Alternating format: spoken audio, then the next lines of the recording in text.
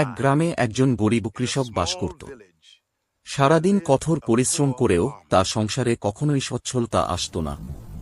খেতে ফসল ফলত, কিন্তু মাঝে মধ্যেই প্রাকৃতিক দুর্যোগে সেই ফসল নষ্ট হয়ে যেত।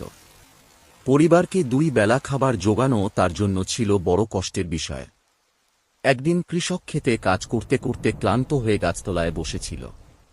তখন হঠাৎ করে সে দেখতে পেল একটি আহত পায়রা মাটিতে পড়ে আছে।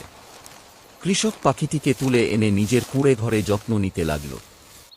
ভাঙা ডানা বাঁধল, খাবার দিল, পানি দিল। ধীরে ধীরে পায়রা সুস্থ হয়ে উঠল। পায়রাটি যেন কৃষকের দুঃখ বুঝতে পারল।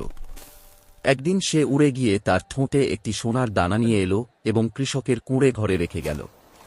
কৃষক অবাক হয়ে গেল, কিন্তু খুব খুশিও হল। সেই দানাটি বিক্রি করে সে সংসারের জন্য খাবার জোগাড় করল। এরপর থেকে পায়রা মাঝে মাঝে সোনার দানা এনে দিত। কিন্তু গ্রামের লোভী জমিদার এই খবর জানতে পেরে কৃষকের ঘরে লুটপাট চালাল।